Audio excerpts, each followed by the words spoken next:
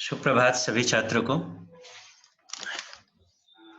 हम पढ़ रहे हैं काव्य पाठ 4 बनारस एवं दिशा। तो हमने बनारस पढ़ा था, जाना था कि बनारस में क्या क्या होता है। बनारस में बताया गया था कि बनारस अपनी प्राचीनता के साथ किस प्रकार जुड़ा हुआ है, वहाँ किस प्रकार शंख और घंटे धीरे धीरे बजते हैं।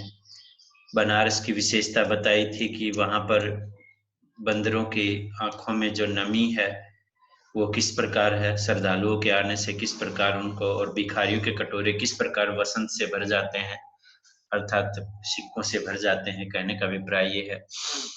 अब हम आते हैं काव्य का दूसरा भाग, दिशा। दिशा हम सबको पता है, दिशा जो है 4 दिशाएं होती हैं, पूर्व पश्चिम उत्तर दक्षिण। तो यहाँ पर जो है दिशा का अभिप्राय मानसिक दशा से है कि व्यक्ति जो है किस प्रकार सोचता है, या वो अपने अपने ढंग से किस प्रकार जो है हर चीज को सत्य मानता है, सच मानता है। तो वही बात है। और एक छोटे से बालक से भी हम कोई शिक्षा ग्रहण कर लेते हैं यदि हम उससे चाहे तो। भले ही उसने जो है अज्ञानतावश कुछ कहा हो, लेकिन हो सकता है उसके अंदर भी बहुत कुछ छिपा हुआ हो। तो छोटा सा काव्यांश है यहाँ पर जो है केदारनाथ सिंह जी ने इस काव्यांश के अभी जो के माध्यम से जो बताने का प्रयास यही किया है कि सत्यार्थ जो होता है उसको जानने का प्रयास करना चाहिए। हिमालय किधर है, मैंने उस बच्चे से पूछा जो स्कूल के बाहर पतंग उड़ा रहा था। यानी एक बच्चा स्कूल के बाहर जो है पतंग उड़ा रहा था, और केदारनाथ जी सिंह जी स्कूल से निकले ही थे। तो वो अपनी पतंग की तरफ उसका पूरा पूरा ध्यान था और पतंग उड़ाने में व्यस्त था, मस्त था। तो वैसे ही पूछ लिया केदारनाथ सिंह जी ने कि हिमालय किधर है। तो उधर उधर उसने कहा, जिधर उसकी पतंग भागी जा रही। यानी बच्चे का उत्तर था कि जिधर जिस तरफ उसकी पतंग जो है उड़ी जा रही है उधर ही हिमालय है। अर्थात कहने का अभिप्राय बच्चे का ये था, क्योंकि पतंग बहुत ऊपर थी, ऊंची थी, और हिमालय भी ऊंचा है, हिमालय के शिखर भी ऊंचे हैं। तो बच्चे का जो है नादानी बस ऐसा कहना था। कवि ने कहा कि क्या मैं स्वीकार करूं, यानी मैं इस बात को स्वीकार कर लूं कि जिधर बच्चे की पतंग उड़ी जा रही है उधर ही हिमालय है। मैंने पहली बार जाना कि हिमालय किधर है। अर्थात हमारे लक्ष्य जब ऊपर की ओर होते हैं तो कवि ने कहा कि हाँ, मैंने पहली बार अंदाजा लगाया कि हाँ, जिस तरफ हमारे लक्ष्य ऊंचे होते हैं हिमालय उधर ही होता है। यहाँ पर छोटी सी कविता के माध्यम से कवि ने यही समझाने का प्रयास किया है कि हम जो चाहें, जब हमारे मानसिक संकल्प और हम जब चिंता में नहीं होते, मस्त होते हैं और अपने कार्य में व्यस्त होते हैं, तो हम ऊंचाइयों को छू लेते हैं। कवि का कहने का अभिप्राय यही था। दिशा के माध्यम से प्रश्न था हिमालय किधर है। बच्चे जो स्कूल के बाहर पतंग उड़ा रहा था उसने उत्तर दे दिया कि जिधर उसकी पतंग उड़ रही है, जिस तरफ उधर हिमालय है। आसान सी बात है, ऐसा लगता है कि कविता नहीं, एक बात कही है कवि ने, लेकिन इसके अंदर अर्थ जो है बहुत गहन था।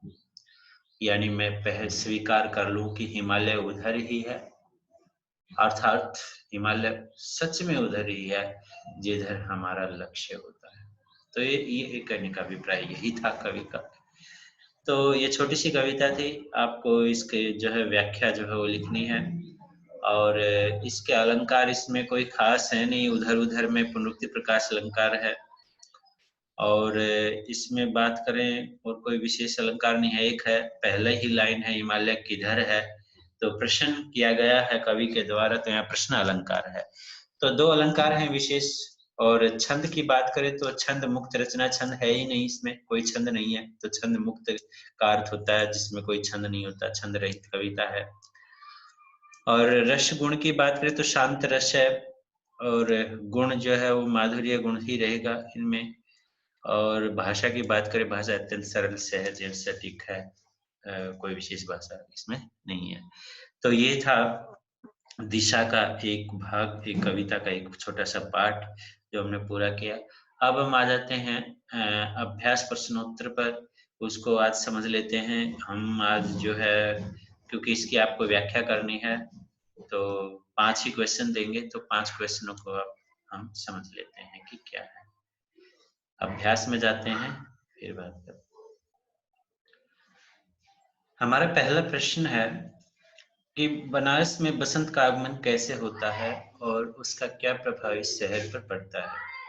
देखो, बनारस में किस प्रकार वसंत ऋतु का आना होता है और इसका प्रभाव शहर पर क्या पड़ता है वो हमें बताना है। तो आगमन कैसे हुआ, अनोखे अंदाज में किया है कवि ने यहाँ पर वसंत के आने का।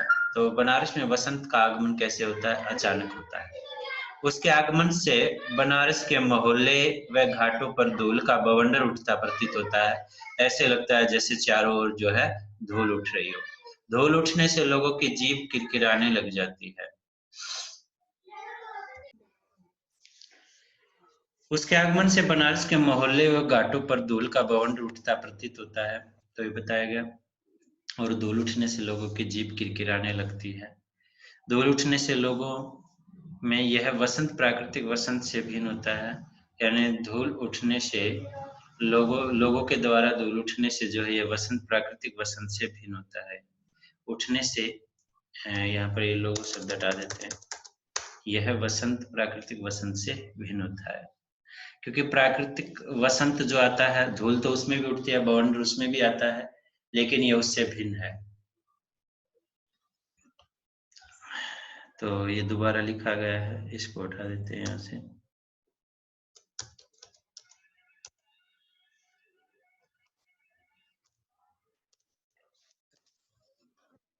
यहाँ वह बाहर नहीं आती जो वसंत के साथ जुड़ी है। बाहर का अर्थ होता है प्राकृतिक सुंदरता जो होती है वो नहीं आती है, जो वसंत के साथ जुड़ी हुई है। बल्कि बनारस में, जैसा कि मैंने समझाया था, गंगा के घाट पर और मंदिरों और घाटों के किनारे बैठे भिखारियों के कटोरे में वसंत का उतरना प्रतीत किया गया है। यानी यहाँ पर लोगों की भीड़ जो है आती है। तो यहाँ पर धूल उठने से अभिप्राय लोगों की भीड़ से है। यहाँ पर ये ऐसे ही आएगा, धूल उठने से यहाँ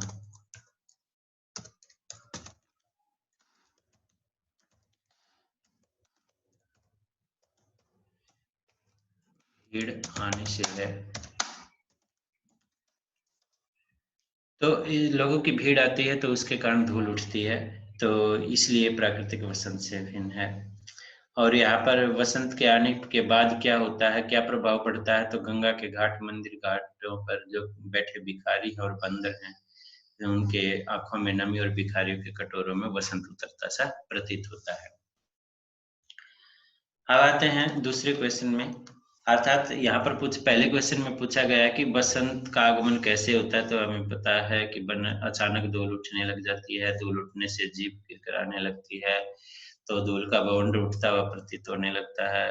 तो यहाँ जो है धूल उठने से यहाँ लोगों की भीड़ से अभिप्राय है, आने से है। यहाँ वसंत प्राकृतिक से भिन्न होता है। तो ये सब बातें थी। खाली कटोरे में वसंत का उतरने से क्या अभिप्राय है, इससे अभिप्राय की जो भिखारी अब तक मंदिरों व घाटों पर खाली कटोरे लिए हुए बैठे थे, अब उनमें लोगों के द्वारा पैसे डालने शुरू हो जाते हैं। तो इससे भिखारियों की आंखों में चमक आ जाती है। उनके कटोरों में गिरते सिक्के उन्हें वसंत के आगमन की सूचना दे देते हैं, अर्थात लोगों की भीड़ के आने की सूचना दे देते हैं। ऐसा लगता है जैसे उनके कटोरों में वसंत उतर आया है। बनारस की पूर्णता और रिक्तता को कवि ने किस प्रकार दर्शाया है। बनारस का पूर्णता का मतलब बनारस पूर्ण होना यानी भरना, और रिक्तता मीन्स खाली होना। तो ये कवि ने किस प्रकार दर्शाया है, दिखाया है कवि ने अपने इसमें कविता में। तो बनारस की पूर्णता और रिक्तता के बारे में बताया कि वो अजीब है। यहाँ लोग प्रतिदिन जन्म भी लेते हैं और मरते भी हैं। यानी लोग जो है यहाँ पर इकट्ठे भी होते हैं और निकलते भी हैं, दोनों से ये अभिप्राय है। और पैदा भी होते हैं और मरते भी हैं। मरे हुए लोगों को के शवों को लोग कंधों पर रखकर गंगा की ओर ले जाते हैं। इससे बनारस में रिक्तता आती है। बनारस अपने अस्तित्व के साथ पूर्णतः जीवंत बना रहता है, फिर भी अपने अस्तित्व जो वास्तविकता है बनारस के, उसके कारण पूर्ण रूप से जीवंत बना रहता है। अर्थात वो इसी प्रकार जीता रहता है। जन्म लेना पूर्णता को और शवों को कंधे पर लाने का सिलसिला रिक्तता को प्रकट करता है। अर्थात बनारस में जो प्रतिदिन लोग जन्म लेते हैं वो पूर्णता है और जो मरते हैं वो रिक्तता है। तो यही इसमें मुख्य रूप से बताना था। बनारस में धीरे धीरे क्या होता है, तो बनारस में जैसे हमने पढ़ा था धीरे धीरे धूल उड़ती है, धीरे धीरे मंदिरों के घंटे बजते हैं, तो ये सारी बातें थी, तो वही बातें हैं। बनारस में धीरे धीरे धूल उड़ती है, धीरे धीरे लोग चलते हैं, मंदिरों के घंटे भी धीरे धीरे बजते हैं और यहाँ शाम भी धीरे धीरे उतरती है। तो धीरे धीरे क्या होता है, तो धीरे धीरे के माध्यम से कवि क्या कहना चाहता है, धीरे धीरे के माध्यम से कवि सामूहिक लय को प्रकट करना चाहता है। इस शहर की यानी बनारस शहर की सामूहिक लय यानी एक साथ समूह में लोग किस प्रकार अपना काम करते रहते हैं उसको प्रकट करना चाहता है। यहाँ हर काम अपनी ही गति में होता है। कवि कहना चाहते हैं कि यह शहर अपने ढंग से जीता है, यहाँ के जीवन में कोई विशेष उत्साह नहीं झलकता, अर्थात अलग से करने का कोई उत्साह यहाँ पर नहीं दिखता है। सब काम जो है सुस्त चाल से यानी धीरे धीरे की चाल से ही होते हैं। धीरे धीरे होने की सामूहिक लय में क्या बंधा है, तो ये बताना है कि धीरे धीरे होने की प्रक्रिया में सारा शहर जो है मजबूती से दृढ़ता से बंधा है। और धीरे धीरे होने में सामूहिक लय में क्या बंधा है, तो ये बताया था कि जो चीजें जहाँ रखी थी वहीं पर मौजूद हैं, नाव भी वहीं पर बंधी है, अर्थात गंगा से संबंधित जो भी परंपराएं थी, जो भी संस्कृति थी उसी रूप में विद्यमान है। तुलसीदास जी की खड़ाओं के बारे में भी बताया कि सैकड़ों वर्षों से वहीं रखी है। तो तात्पर्य यह है कि वहां की धार्मिक और ऐतिहासिक जो वातावरण था, जो पहले था अब भी वैसा ही बना हुआ है। तो गंगा के साथ लोगों की आस्था और मोक्ष संबंधी अवधारणाएं जो है उसी प्रकार जुड़ी हुई हैं जो पहले जुड़ी हुई थी। तो ये था, तो हमने ये देखना है 5 ही क्वेश्चन दे रहा हूँ आज, क्योंकि पिछली सेपरेशन व्याख्या भी यदि कोई रह गई हो तो एक दिशा का है और 5 क्वेश्चन ये हैं। तो आपको ये काम जो है कंप्लीट करना है और क्वेश्चन आंसर को याद कर लेंगे। गृह कार्य लिख देता हूँ यहीं पर ताकि आपको ध्यान रहे। गृह कार्य है दिशा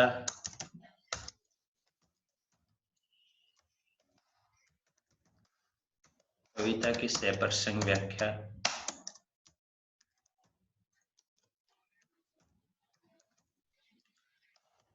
एवं अभ्यास के 1 से 5 प्रश्नों के उत्तर लिखें व याद करें।